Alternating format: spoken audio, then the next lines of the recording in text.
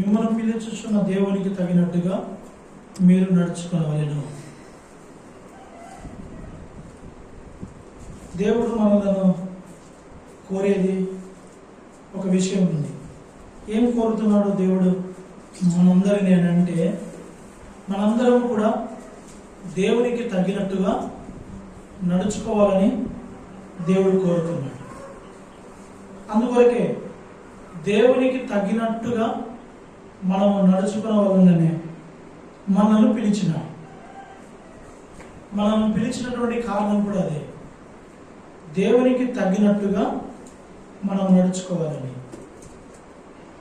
దేవునికి తగినట్టుగా మనం ఎందుకు నడుచుకోవాలి అని అంటే, దేవునికి తగినట్టుగా మనం ఎందుకు నడుచుకోవాలి? అందుకొరకే పరిశుద్ధమైన బైబిల్ గ్రంథంలో ఒక మాట రాయబడి ఉంది. చూడండి, పరిశుద్ధమైన బైబిల్ గ్రంథంలో ఒక మాట చక్కగా రాయబడి ఉంది.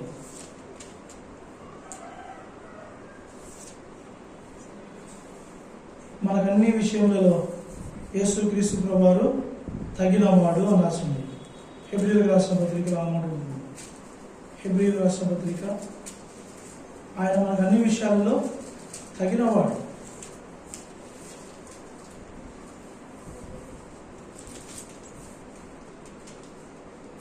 చెప్పండి, ఆ రెఫరెన్స్ గుర్తుంటే.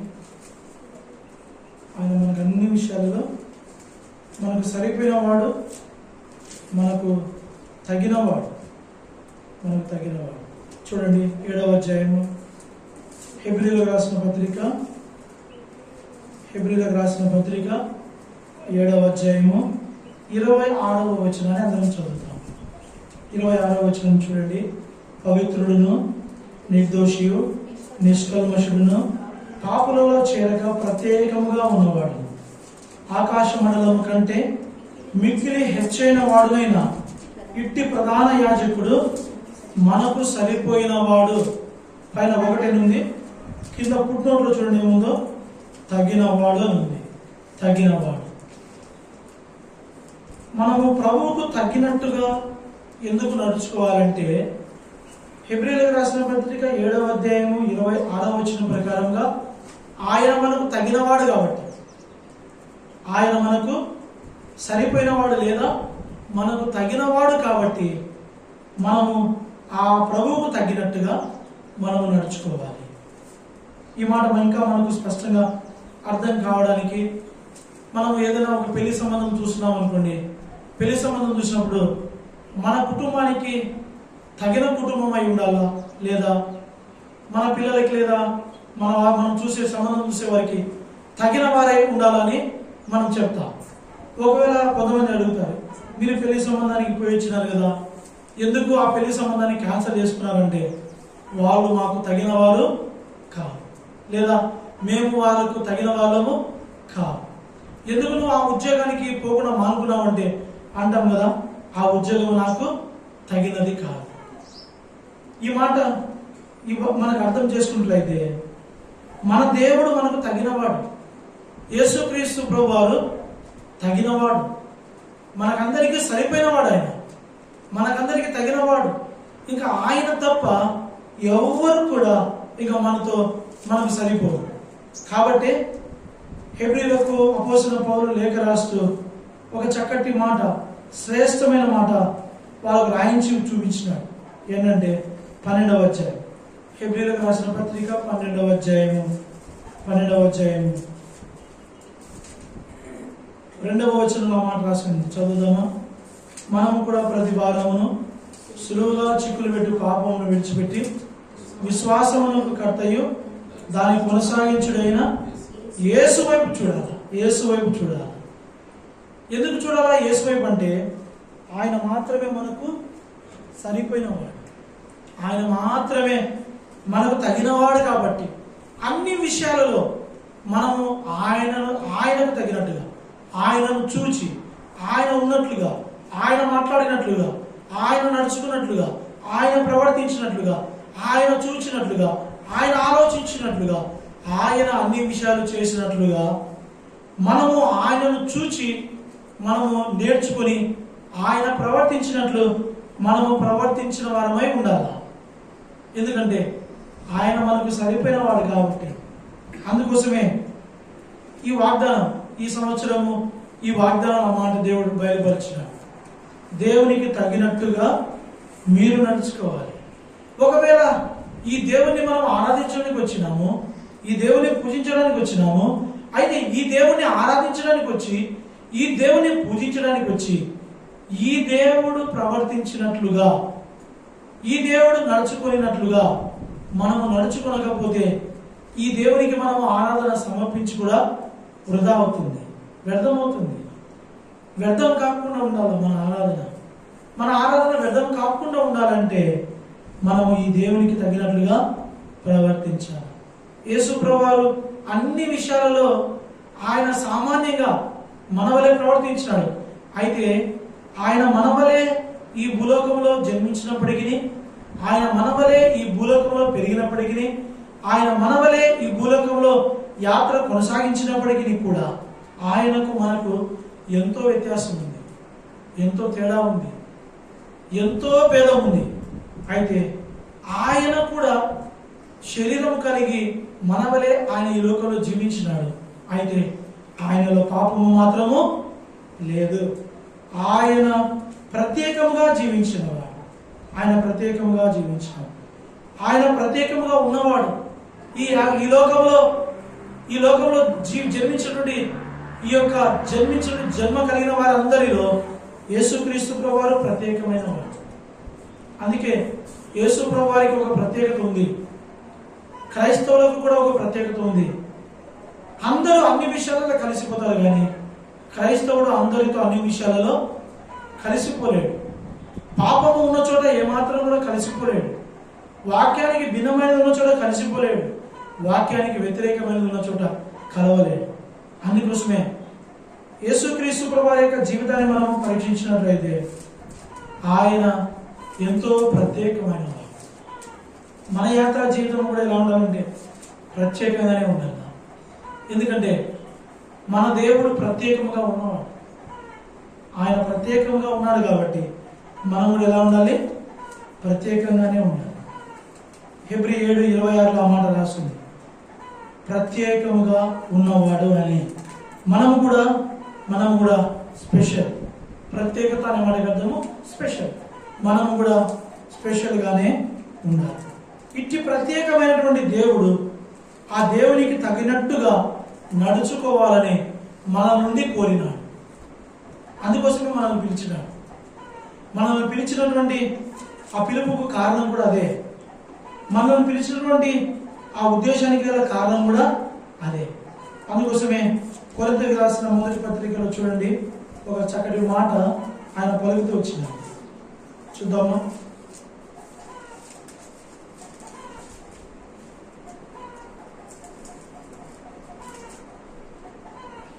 ఆరవ అధ్యాయము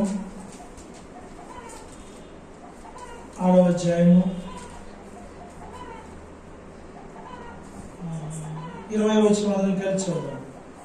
20వ వచనము అందరం కలిసి చదువుదాం.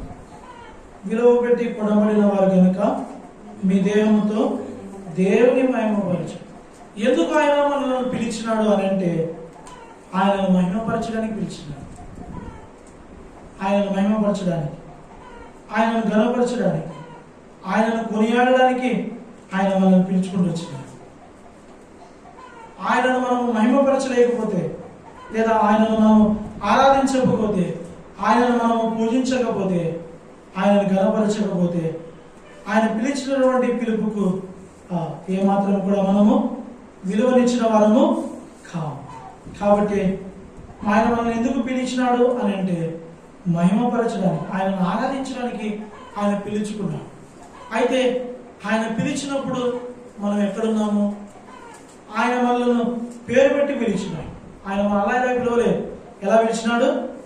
పేరు పెట్టి పిలిచినాడు. యెషయా గ్రంథం 43వ అధ్యాయం. యెషయా గ్రంథం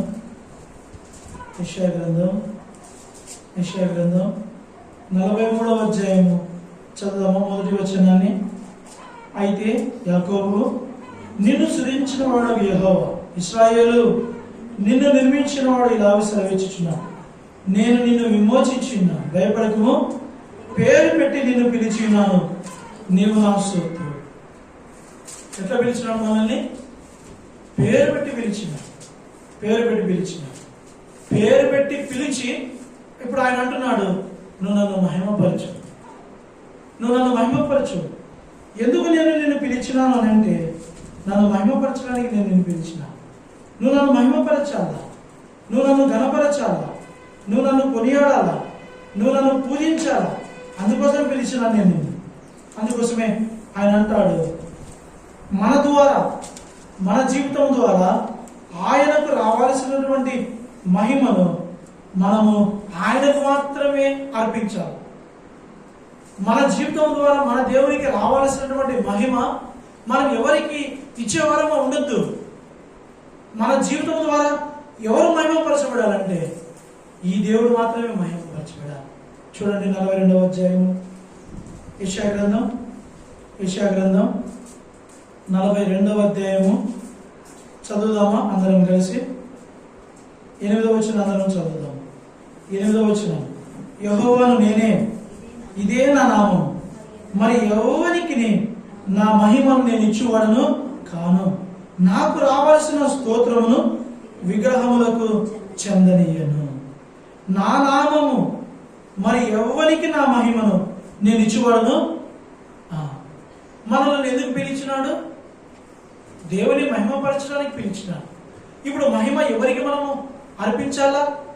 ఎవరికి అర్పించాలంటే ఈ దేవునికి తప్ప ఇంకా వేరే ఏ ఒక్కరికి కూడా ఈ మహిమను మనము తీసుకురాకూడదు. అందుకే ఆయన అంటాడు, నా మహిమను నేను ఎవరికి ఇచ్చేవాడను కాదు. నాకు రావాల్సిన మహిమ, ఈ మహిమ ఎవరికి రావాలా? ఈ ఘనత ఎవరికి రావాలా? ఈ ఘనత యుగయుగములు, సర్వయుగములు, ప్రభావములు ఎవరికి కలగాల? చెప్పండి, ఎవరికి కలగాల? ఆయనకే. అందుకే కీర్తనకారుడు ఒక చక్కటి మాట ఆయన పలుకుతూ వచ్చినాడు. ఏమంటాడు? మాకు కాదు యెహోవా, మాకు కాదు, నీ కృపాసేవను బట్టి నీ నామం మనకి ఏం కలగాలంట? మహిమ, ఘనత, ప్రభావములు ఆయనకే కలగాలట. చూడండి 115వ కీర్తన మొదటి వచనం. 115వ కీర్తన మొదటి వచనం. 115వ కీర్తన మొదటి వచనం, మాకు కాదు యెహోవా, మాకు కాదు, నీ కృపా సత్యములను బట్టి నీ నామమునకే ఏమి కలగాల? మహిమ కలగాల. నీ నామమునకే. మాకు ఏ విషయంలో కూడా రావద్దు, మాకు ఏ విషయంలో కూడా కలగద్దు. యెహోవా నీకు మాత్రం రావాలి మహిమ. ఎందుకు రావాలంటే నీ కృపా సత్యముల లాంటివి నీ నామమునికే రావాల. మహిమ నీ నామమునికే కలగాల అని. అందుకోసమే ఆయన అంటాడు, నా మహిమను నేను ఎవరికి ఇచ్చేవాడను కాను. అందుకొరకే మన ప్రత్యక్షతలో మనం ఏమాత్రము కూడా ఘనతను కోరుకోం, ఏమాత్రము కూడా మనం గౌరవాన్ని కోరుకోం, ఏమాత్రము కూడా మనం ఏదైనా అందరికంటే ఎక్కువైన దానిని అంటే విఐపి స్టేటస్ మనం కోరుకోకూడదు, కోరుకునేటట్లుగా మనం ఉండకూడదు. దైవజనుడు భక్సింగ్ గారికి దేవుడు అదే నేర్పించినాడు. దైవజనుడు భక్సింగ్ గారు అదే తన జీవిత కాలంలో పాటించినాడు. ఇంకా అనేక మంది దైవదాసులు, ఎంతో మంది గొప్పవారు, కేవలము వారు ఎంత పేరు ప్రఖ్యాతలు కలిగి ఉన్నప్పటికీ కూడా అయితే దేవునికి మాత్రమే మహిమ రావాలని, దేవునికి మాత్రమే ఘనత రావాలని, ఆయనకు రావాల్సిన మహిమ కొంచెము కూడా మనం తీసుకోకూడదు. ఎందుకంటే ఆయన మహిమను మనము దొంగిలించే వారంగా ఉండకూడదని, ఎవరికి రాకుండా ఉండాలని ఆయన కోరినాడు. కాబట్టి ఆయన మాత్రమే మహిమ, ఘనత, ప్రభావములు పొందనర్హుడు. అందుకోసమే చూడండి, ఈ మాట భూమి మీదనే కాదు, ఈ మాట పరలోకంలో కూడా పలుకబడతా ఉంది. కావాలంటే చూడండి, ప్రకటన గ్రంథము 7వ అధ్యాయం, అంతకన్నా ముందుగా 5వ అధ్యాయంలోకి రండి. ప్రకటన గ్రంథము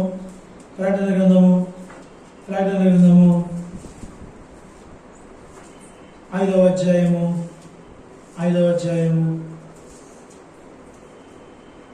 చదవండి 10వ వచనం 9, 10 వచనం కలిసి ఉన్నాయి. ఆ పెద్దలు, నీవు ఆ గ్రంథమును తీసుకుని దాని ముద్రలను విప్పుటకు యోగ్యుడవు. ఇప్పుడు 11వ వచనం చదువుదాం, లేదా 12వ వచనం. వారు వధింపబడిన గొర్రెపిల్ల శక్తియు, ఐశ్వర్యమును, జ్ఞానమును, బలమును, ఘనతయు, మహిమయు, స్తోత్రమును పొందనరుడవని గొప్ప స్వరంతో చెప్పిన. ఇప్పుడు చూడండి 13వ వచనం. అంతటా పరలోకమందును, భూలోకమందును, భూమి క్రిందను, సముద్రములోను ఉన్న ప్రతి సృష్టము, అనగా వాటిలోనున్న సర్వమును, సింహాసనాసీనుడైన వానికి, గొర్రె పిల్లకును స్తోత్రమును, ఘనతయు, మహిమయు, ప్రభావములు యుగయుగములు కలుగునుగాక అని చెప్పుట వింటిని. గొర్రె పిల్లకు మాత్రమే. ఎవరికి? గొర్రె పిల్లకు ఆయనకు, యేసుప్రభువు వారికి మాత్రమే మహిమ, ఘనత, ప్రభావములు యుగయుగములు సర్వయుగములు ఆయనకు మాత్రమే కలగాల. ఇంకా వేరే ఎవరికి కూడా కలగకూడదు. చూడండి ఇప్పుడు 7వ అధ్యాయంలోకి రండి. ప్రకటన గ్రంథం 7వ అధ్యాయము చదువుదామా? 9 నుంచి 12 వరకు చదువుదాం. 9 నుంచి 12 వచనం వరకు చదువుదాం. అటు తర్వాత నేను చూడగా, ఇదిగో ప్రతి జనంలో నుండి, ప్రతి వంశంలో నుండి, ప్రజల నుండి, ఆయా భాషలు మాట్లాడే వారి నుండి వచ్చి ఎవడును లెక్కింపజన ఒక గొప్ప సమూహం. వారు తెల్లని వస్త్రం ధరించుకున్న వారి ఖర్జూరపు మంటలు చేతులు పట్టుకుని సింహాసనం ఎదుటను గొర్రె పిల్ల ఎదుట నిలబడి, సింహాసన ఆశ్రయుడైన మా దేవునికి, గొర్రె పిల్లకును మా రక్షణకై స్తోత్రం అని మహాశబ్దంతో ఎలుగెత్తి చెప్పి, దేవదూతలందరూ సింహాసనం పెద్దల చుట్టూను ఆ 4 జీవులు నిలబడింది. వారు సింహాసనం సాష్టాంగపడి, ఆమేన్, యుగ యుగముల వరకు మా దేవునికి స్తోత్రము, మహిమయు, జ్ఞానమును, కృతజ్ఞత, స్తుతియు, ఘనతయు, శక్తియు, బలమును కలుగునుగాక అని చెప్పుచు దేవునికి నమస్కారము చేసిరి. ఆమేన్. ఇప్పుడు చెప్పండి, ఘనత, మహిమ ఎవరు పొందనరుడై ఉన్నారు? కేవలము మనల్ని పిలిచినటువంటి దేవుడు మాత్రమే. ఆయన మాత్రమే ఘనత, మహిమ, ప్రభావములు ఏవైతే ఉన్నావో ఇవన్నీ కూడా ఆ దేవుడు మాత్రమే పొందనరుడై ఉన్నాడు. మనము భూమి మీద చూడొచ్చు, చాలా మంది ఏదో భక్తులైన వారు, విశ్వాసులైన వారు, వారి జీవితాలలో పొందుకున్న వాటిని బట్టి లేదా సేవకుల దగ్గరికో, లేదా గురువుల దగ్గరికో, ఇంకా వేరే వారి దగ్గరికి వచ్చి కాళ్ళ మీద పడి మొక్కినప్పుడు, కొంతమంది అయితే వద్దు నాకు మొక్కవద్దు అని చెప్పినాను సరే, వాళ్ళు ఏం చేస్తారు? ఏమనకుండా మొక్కించుకుంటారు. ఈ మాట బైబిల్లో కూడా రాయబడింది. పద్మాసులో బందీ గృహంలో ఆయనను పడవేసినప్పుడు ప్రకటన గ్రంథకర్త అయినటువంటి ఈ యోహాన్ గారు దేవదూత పాదాల మీద పడినప్పుడు దేవదూత పాదాలు మొక్కించుకున్నాడా? మొక్కించుకోలే. ఏమన్నాడంటే, నా కాళ్ళ మీద నువ్వు పడవద్దు, నా కాళ్ళకు నువ్వు నమస్కారము చేయవద్దు, నా పాదములకు నువ్వు నమస్కారము చేయవద్దు. ఇంత గొప్ప దేవదూతలే నా పాదముల మీద మీరు పడొద్దు, నా కాలు పట్టుకోవద్దు, మొక్కొద్దు అంటే, ఇప్పుడు చెప్పండి, సామాన్య మానవులమైన మనము కాలు మొక్కించుకోవడానికి మనం యోగ్యులం అంటామా? అంటే తల్లిదండ్రులు పాదాలు మొక్కడము తప్పు అని అనట్లేదు. కానీ ఎంతోమంది భక్తులైన వారు, విశ్వాసులైన వారు వాళ్ళ పాదాలను పడితే వాళ్ళు అస్సలు ఏం పట్టించుకోరు. ఇంకా అంటారు, ఏమయ్యా నీకు కాస్త కృతజ్ఞత లేదే, వాళ్ళు వచ్చి నా పాదాలు మొక్కిపోయినారు, నువ్వు వచ్చి ఇంత పొదుపునా కూడా ఎవరు చేశారు ఇదంతా కార్యాలన్నీ? వాళ్ళు కాదు. ఎవరి ద్వారా జరిగినాయి? మహిమను ఎవరైతే పొందనరుడైనాడో ఆ దేవుని ద్వారా ఆ దేవుని ద్వారా కలిగిన కార్యం, ఆ దేవుని ద్వారా కలిగిన కార్యం. అందుకోసమే ఆయన మాత్రమే మహిమ పొందదగిన దేవుడు. అయితే ఆయన మనల్ని పిలిచినాడు. ఎందుకు పిలిచినాడు? మహిమపరచడానికి పిలిచినాడు. ఎట్లా పిలిచినాడు? పేరు పెట్టి పిలిచినాడు. ఎందుకు ఆయన పేరు పెట్టి పిలిచినాడంటే, ఆ పేరును బట్టే ఆయన మనలను ఎరిగిన వాడై ఉన్నాడు. ఏ నామం అయితే ఈరోజు మనం కలిగి ఉన్నామో, మనము కలిగి ఉన్నటువంటి ఆ పేరును బట్టి, ఆ నామమును బట్టి ఆయన మనలను ఎరిగి ఉన్నాడు. కావాలంటే చూడండి, ప్రసంగి గ్రంథంలోకి రండి, మాట మనకు అర్థమవుతుంది. ఆయన ఎందుకు మనలను పేరు పెట్టి పిలిచినాడు అని అంటే, ఆయన అంటాడు, ఆ పేరును బట్టి నేను నిన్ను ఎరిగి ఉన్నా. ఏమంటాడు? ఆ పేరును బట్టే మనం ఎరిగి ఉన్నాం. అంతే కదా?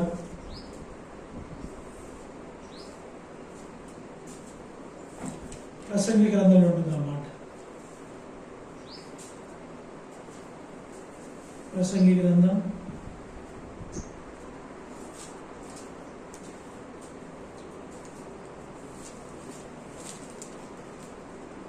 7 రెఫరెన్స్ తెలిసిన వారు. ఆయన మన పేరును బట్టి ఆయన మనలను ఎరిగి ఉన్నాడు.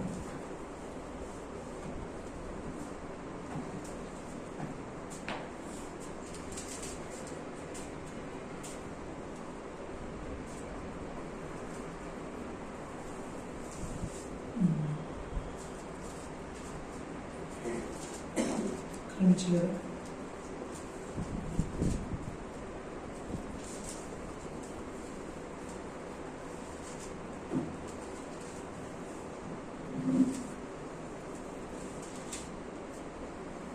చూద్దాం.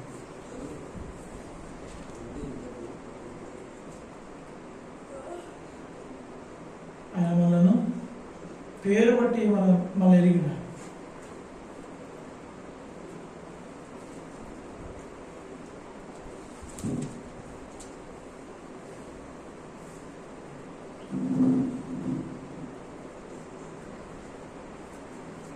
అయితే ఆయన మన పేరును బట్టి ఎరిగి ఉన్నప్పుడు, ఇంత స్పష్టంగా ఆయన మన గురించి ఆలోచన కలిగి ఉన్నప్పుడు, ఇంత స్పష్టంగా ఆయన మన గురించి ఎరిగి ఉన్నప్పుడు, మన పేరు ఆయనకు తెలుసు, మన జీవితం ఆయనకు తెలుసు, మన బ్రతుకు ఆయనకు తెలుసు. అయితే ఇంత తెలిసిన ఆ దేవునికి మనము మహిమ, ఆయనకు రావాల్సిన మహిమ, ఆయనకు చెల్లించాల్సిన మహిమ, ఆయనకు అర్పించాల్సినటువంటి ఆరాధన, ఆయనకు అర్పించాల్సినటువంటి కృతజ్ఞత మనం అర్పించకుండా ఉంటే, ఎందుకు మనము ఆయనకు అర్పించాల్సిందని అర్పించలేదో ఆయనకు తెలియదంటారా? ఆయనకు తెలుసు.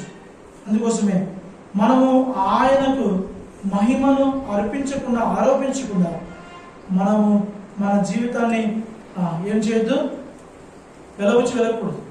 అందుకే పెద్ద ప్రవక్తలతో, బైబిల్ గ్రంథంలో పెద్ద ప్రవక్తలైన వారితో దేవుడు ఒక శ్రేష్టమైన మాటను పలికించినాడు. ఏమని పలికించినాడంటే, ఆరాధనను అర్పించకుండా, లేదా ఆయనకు అర్పించాల్సినటువంటి బలి ఆయనకు అర్పించకుండా వారు మందిరము దాటి కాలు బయట పెట్టలేరని కూడా బైబిల్ గ్రంథంలో ఒక చక్కటి మాట రాయబడి ఉంది.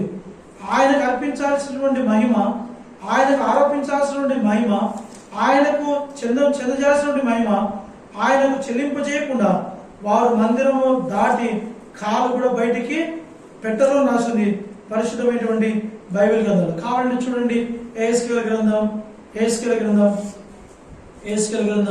46వ అధ్యాయం ఆ మాట ఉంటుంది. యెహెజ్కేలు గ్రంథం 46వ అధ్యాయం. యెహెజ్కేలు గ్రంథము 46వ అధ్యాయము చూడండి, 3వ వచనం అందరం చదువుదాం.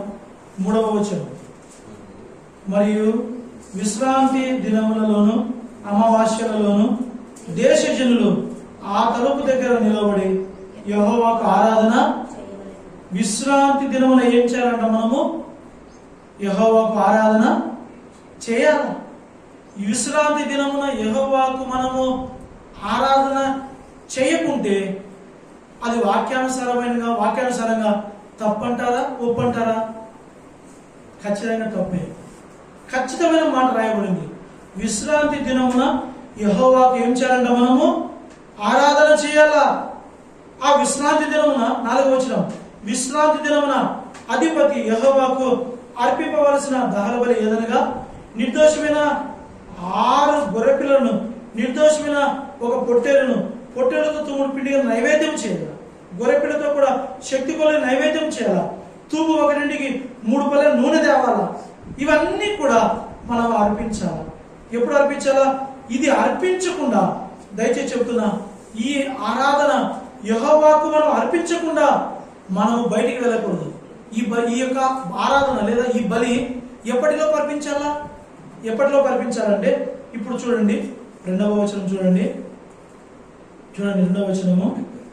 అధిపతి బయట మంటపమునకు మార్గం ప్రవేశించి గుమ్మపు ద్వార బంధముల దగ్గర నిలబడగా యాజకులు దహన బలి పశువులను సమాధాన బలి పశువులను అతనికి సిద్ధపరచవలెను.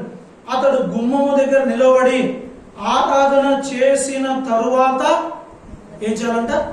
వెలుపలికి పోవును. అయితే సాయంకాలము కాకమునుపే గుమ్మము, సాయంకాలం లోపు ఖచ్చితంగా యెహోవాకు మనం ఆరాధన అర్పించాలి. ఆరాధన అర్పించకుండా బయటకు వెలుపలికి పోకూడదు. చూడండి ఎంత స్పష్టంగా వాక్యంలో దేవుడు రాయించినాడు. విశ్రాంతి దినమున ఆ యెహోవాకు ఖచ్చితంగా మనం ఆరాధన చేయాలా. ఆరాధన చేయకుండా వెలుపలికి పోకుండా కూడా చూసుకోవాలి. అందుకోసమే ఆరాధనకి ఇంత ప్రాధాన్యత, ఆరాధనకి ఇంత ప్రాముఖ్యత. ఆరాధనకు ఎందుకు మనం ఇంత విలువనిస్తామని అంటే ఇది ఖచ్చితమైనది కాబట్టి, ఇది ఎంతో ఖచ్చితత్వముతో కూడుకున్నది కాబట్టి. ఎందుకంటే ఇది దేవుడు నియమించినటువంటి చట్టం, ఇది దేవుడు పెట్టినటువంటి కట్టడ. ఈ దేవుడు పెట్టినటువంటి కట్టడ కాబట్టి ఈ యొక్క విశ్రాంతి దినాన్ని ఖచ్చితంగా మనం ఏం చేయాలా? దేవుడు చెప్పినట్లుగా మనం ఆచరించాలి. ఇంకా ఆయన అంటాడు, ఇంకా ఆయన ఒక చక్కటి మాట చెప్తాడు ఈ మాటల గురించి. కావాలంటే చూడండి యెషయా గ్రంథం 58వ అధ్యాయం. యెషయా గ్రంథం 58వ అధ్యాయంలోకి రండి. 13 అందరం కలిసి చదువుదాం, లేదా 13, 14 వచ్చిన అందరం కలిసి చదువుదాం.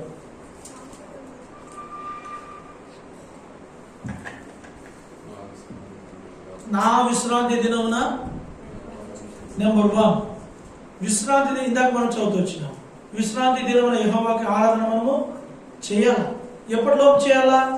సాయంత్రకాలంలోపు అర్పించాలా. ఆరాధన చేయకుండా అర్పించకుండా మనం బయటికి వెళ్ళొద్దు. ఆరాధన అర్పించిన తర్వాత మనం ఏం చేయాలా? బయటికి వెళ్ళాలి. కూర్చో. ఆరాధన అర్పించిన తర్వాత మనం ఏం చేయాలా? బయటికి వెళ్ళాలి. ఇంకా ఈ విశ్రాంతి దినమున మనం ఏమి చేయాలో ఏమి చేయకూడదు కూడా ఆయన స్పష్టంగా రాయించిన గ్రంథంలో. కాబట్టి చూడండి, నా విశ్రాంతి దినం నెంబర్ 1 ఏం చేయకూడదు? వ్యాపారం చేయొద్దు. నాకు ప్రతిష్ఠితమైన దినమని మనం ఎట్లుండాలో? రెండవదిగా ఓర్పుండాలి. వ్యాపారం చేయకుండా ఉండాలా. రెండవది, ఇది ప్రతిష్ఠిత దినం. ద్వితీయోపదేశకాండం 7వ అధ్యాయంలో ఈ మాట రాయబడింది. ఈ దినము ప్రతిష్ఠిత దినం. రెండవది, ఈ ప్రతిష్ఠిత దినం కొరకై ప్రతిష్ఠుడైన దేవుడే ఈ ప్రతిష్ఠిత దినం కొరకు మనల్ని ప్రతిష్ఠించినాడు. ద్వితీయోపదేశకాండం 7వ అధ్యాయము 8వ అధ్యాయంలో ఈ మాటలు రాస్తున్నాయి. ప్రతిష్ఠిత దినము, ప్రతిష్ఠితమైన దేవుడు, ప్రతిష్ఠితమైనటువంటి జనం. అందుకోసమే మనం ఏం చేయాలి? ఈ ప్రతిష్ఠిత దినం నాడు ఊరకుండా. ఇది రెండవది. ఈ ప్రతిష్ఠితమైన విశ్రాంతి దినాన్ని మనం ఏం చేయాలా? మనోహరమైనదిగా ఎంచాలి.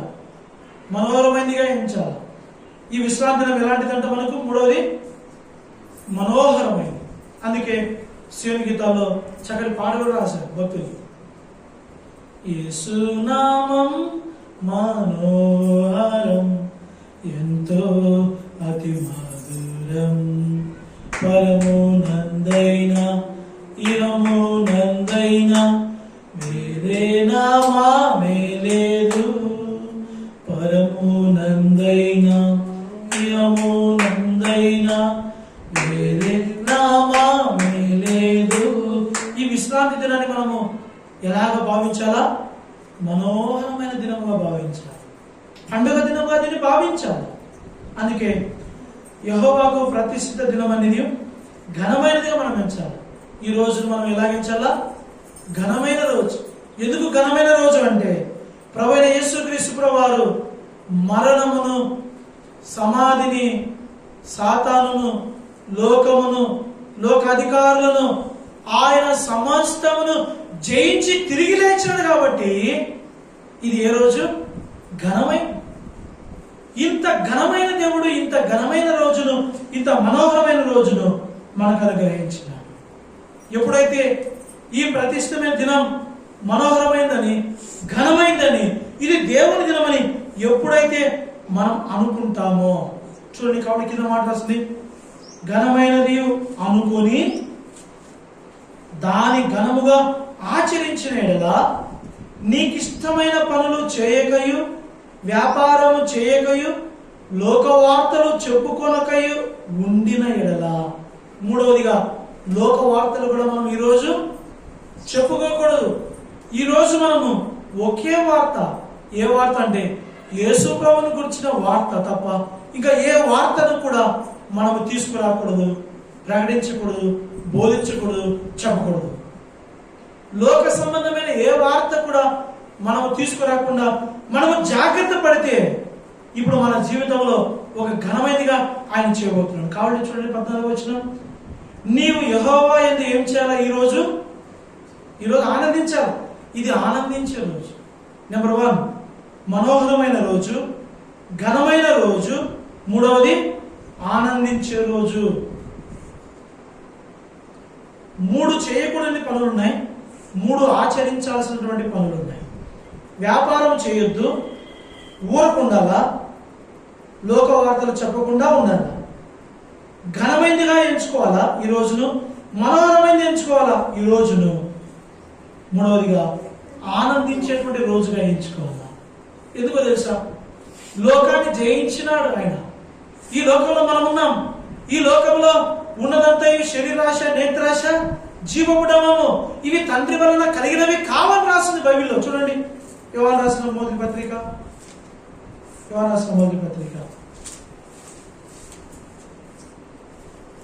చూడండి 16వ వచనం, 2వ అధ్యాయం 16వ వచనం. యోహాను రాసిన మొదటి పత్రిక 2వ అధ్యాయము 16వ వచనం. లోకంలో ఉన్నదంతయు అనగా శరీరాశయు, నేత్రాశయు, జీవపుడమము తండ్రి వలన పుట్టినవి కావు. ఇవి వేటివంట? ఇవి లోక సంబంధం. ఈ లోకంలో మనం ఉన్నాం. అయితే క్రైస్తవులుగా చెప్పబడిన వారు కూడా లోక సంబంధమైనటువంటి శరీరాశలలో, నేత్రాశలలో, జీవోడమలలో చిక్కుకొని పోయి ఆనందించాల్సిన, గణపరచాల్సిన మనోహరమైన ఈ రోజు మర్చిపోయినారు. ఆయన శరీరాన్ని జయించినాడు, నేత్రాశను జయించినాడు, జీవోడమం జయించినాడు, ఈ లోకాన్ని జయించినాడు ఆయన. అయితే ఈ లోకాన్ని జయించి ఆయన ఈ రోజును మనకు మనోహరంగా చేసినాడు, ఘనమైనగా చేసినాడు, ఆనందించే దినంగా మనం చేసినాడు. ఈ దేవుడు చెప్పినటువంటి ఈ మాటలను మనం అంగీకరించి ఆయన మాటలకు మనం లోబడినట్లయితే మన జీవితంలో శ్రేష్టమైన ఆశీర్వాదంతో మాట ఉంది. చూడండి కింది మాట, యెషయా 58:14 చదువుదాం ఇంకోసారి. నీవు యెహోవా యందు ఆనందించు, దేశము యొక్క, అందరం చదువు ఈ మాట, దేశము యొక్క ఉన్నత స్థలముల మీద నేను నిన్ను. అబ్బా, మనము ఎందుకు ఇంతగా ప్రయాసపడుతున్నాం ఈ భూమి మీద అంటే మనమందరం గొప్పవారం కావాలని, అంతే కదా? మనమందరం గొప్పవారంగా కావాలని, ప్రయోజకులం కావాలని, బ్లెస్డ్ పర్సన్స్ కావాలని, గ్లోరిఫైడ్ పర్సన్స్ కావాలని, ధన్యులము కావాలని, ఆశీర్వాద పుత్రులము కావాలని, ఆశీర్వాద వారసులము కావాలని మనమందరం ప్రయాసపడుతున్నాం. కానీ అయితే ఒక విషయం గుర్తుపెట్టుకోండి, మనం ఆ స్థాయిలోనికి వెళ్ళాలంటే ఎవరు మనల్ని తీసుకోవాలా? ఆయన తీసుకోవాలి. ఆయన మనల్ని తీసుకొని పోవాలంటే మనం ఏం చేయాలి చెప్పండి? ఈరోజు ఏ పని చేయకూడదు, వ్యాపారం చేయకూడదు. అందుకోసమే నేను కూడా ఆదివారం రోజు ఏ పనులు కూడా 100% పెట్టుకునే ప్రయత్నం చేయాలి. ఎవరు ఎన్ని చెప్పినా, ఎవరు ఎన్ని అడిగినా కూడా దయచేసి ఈరోజు నాకు కుదరదండి, ఈరోజు నా రోజు కాదు, ఈరోజు రాత్రి 12 గంటల వరకు ఇది నాకు సంబంధించిన రోజు కాదు, ఇది దేవుని దినము, ఇది దేవుని రోజు అని చెప్తాను. ఇంట్లో నాకు లిల్లీకి కూడా కొన్నిసార్లు వాగ్వాదం జరుగుతుంది. అంటే ఎందుకంటే బయట విషయాల కోసం కాదు, దేనికోసం అంటే ఈ ఆదివారం వచ్చిందే ఈ రోజు సెలవు, మమ్మల్ని ఎక్కడికైనా బయటకు తీసుకోమంటే నేను అంటాను ఇది నాకు సంబంధించిన రోజు కాదు, నాకు సంబంధం లేదు. నువ్వు ఎక్కడికైనా పోతావు, ఏమైనా చెప్తావు, మరి సాయంత్రకాలం తిరుగుకొని రావచ్చు కదే, నాకు తెలియదు. అక్కడ పోయిన తర్వాత సువార్త మీటింగ్ ఉంది అంటే నేను లేదని, నేను రాలేను, నేను చెప్పలేనని నేను చెప్పలేను. మీటింగ్ అయిపోయిన తర్వాత చూస్తాం. ఎందుకంటే మనం దేవునికి తగినట్టుగా నడుచుకోవాలి. మనం చూస్తున్న అంశం అదే, మనం దేవునికి తగినట్టుగా నడుచుకోవాలి. దేవునికి తగినట్టుగా నడుచుకోవడం అంటే ఆయన చెప్పినట్టుగా చేయడమే, ఆయన మాటకు లోబడ్డమే, ఆయన విధేయత చూపుతుంది. ఆయన ఈ దినాన్ని మనకు ప్రతిష్ఠించి ఇచ్చినాడు. మనోహరమైనదిగా, ఘనమైనదిగా, ఆనందించే దినంగా ఇచ్చినాడు. ఈ దినము మనోహరమైనదిగా, ఘనమైనదిగా, ఆనందించే దినముగా మనం ఎంచి భావించి ఈరోజు ఆయనను మహిమపరిచే వారుగా మనం ఉంటే మన జీవితంలో కలిగేటువంటి శ్రేష్టమైనటువంటి ఆశీర్వాదం ఏంటంటే దేశం యొక్క ఉన్నత స్థలం మీద ఆ మహిమ కలిగిన దేవుడు మనల్ని ఏం చేస్తాడు? ఎక్కిస్తాడు. అందుకే వాక్యం ఉంది కదా, నన్ను ఘనపరచు వారిని నేను ఘనపరుస్తాను. చెప్పండి, ఘనత మనంతటా మనం తెచ్చుకోలేము. ఘనతను మనము తీసుకొని రాలేము. మనము దేవునికి ఘనతను తీసుకొస్తే ఆ దేవుడు తీసుకొస్తాడు మనకి ఘనతను. దేవుని ద్వారా వచ్చు ఘనత మనకు ఆశీర్వాదం. దేవుని ద్వారా మనకు కలిగేటువంటి ఘనత అది ఎంతో శ్రేష్టమైంది. ఎవరి జీవితంలో ఇది జరుగుతుందంటే ఎవరైతే దేవునికి తగినట్టుగా నడుచుకుంటారో, దేవునికి తగినట్టుగా నడుచుకునేటువంటి వారి జీవితంలో దేవుడిచ్చే ఘనత దేశం యొక్క ఉన్నత స్థలముల మీద మనల్ని ఎక్కిస్తాడు. ఈరోజు మనం ఏమైనా కలిగి ఉన్నామంటే దానికి కారణము, దానికి కారకుడు మనం ఎవరు కాము, మన దేవుడు తప్ప ఇంకా ఎవరు కూడా కారకులు, కారణము లేదు. మనం ఏమైనా ఈరోజు కలిగి ఉన్నామంటే కలిగి ఉన్నవన్నీ కూడా ఆయన ద్వారా మన జీవితంలో కలిగినవే తప్ప ఇంకా ఎవరి ద్వారా కూడా మన జీవితంలో కలగలేదు. ఇంకా ఆరాధన కొరకై చాలా సంగతులు ఉన్నాయి. అయితే ముగిస్తున్నాను. మనం ఎవరికి తగినట్టుగా నడుచుకోవాలా? దేవునికి తగినట్టుగా నడుచుకోవాలి. మన జీవితంలో ఎవరు మనకు తగినవాడు, మనకు సరిపోయినవాడు చూసాం. హెబ్రీ 7:26 చూసాం. ఎవరు మనకు తగినవాడు, సరిపోయినవాడు? యేసు ప్రభువారే.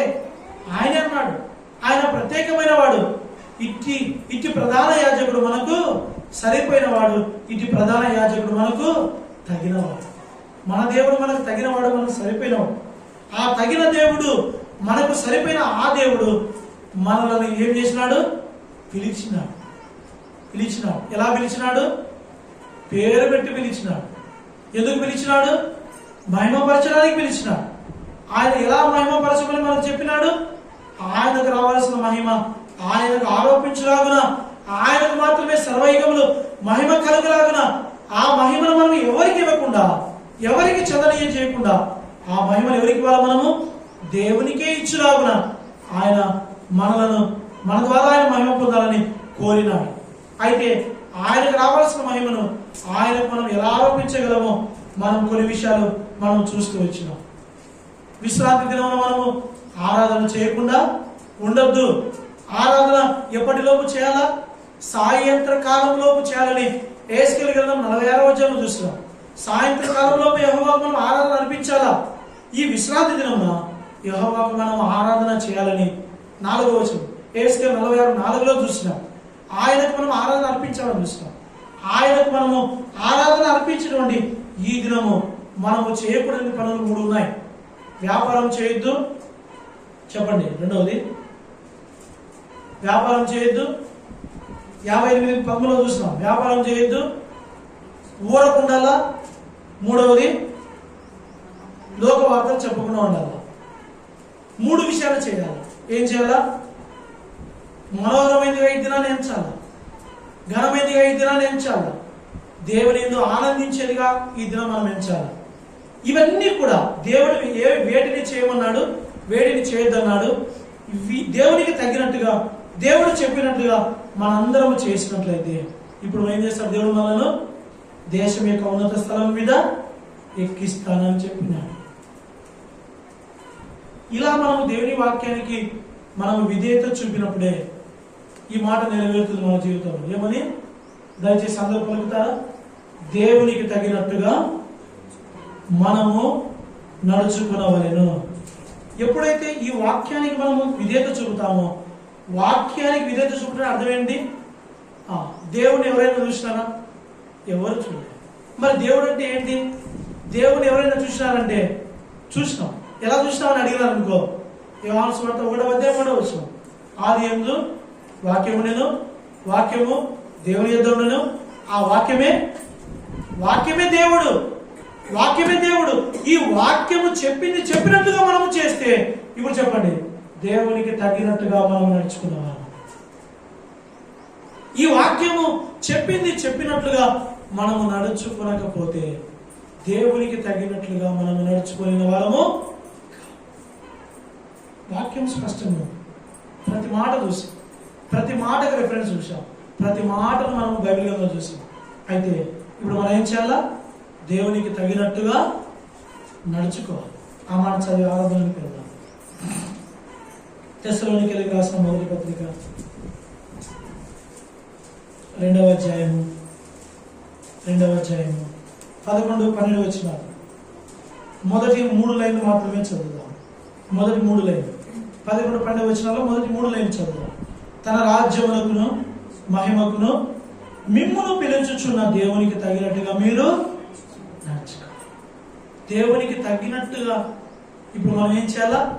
మనకు సరిపోయిన ఈ దేవునికి, మనకు తగిన వాడైన ఈ దేవునికి, ఇట్టి దేవునికి మనం తగిన ఆరాధన ఈరోజు మనం చేయాలి. తగిన ఆరాధన. ఎందుకంటే ఆయన మాత్రమే మన జీవితంలో మనకు సరిపోయిన వాడిగా ఉన్నాడు కాబట్టి, ఇటు పవిత్రుడైన దేవునికి, ఇటు నిర్దోషమైన దేవునికి, ఇటు కల్మషం లేని దేవునికి, ఇటు శ్రేష్టమైన దేవునికి, ఇటు యాజకుడైన దేవునికి, ఇటు సరిపోయిన తగిన మన దేవునికి ఈరోజు మనం అందరం కూడా ఏం చేయాలా? యెహోవాకు ఆరాధన చేయాలి. అట్లా మనం అందరం ఆరాధనని పెడతాం.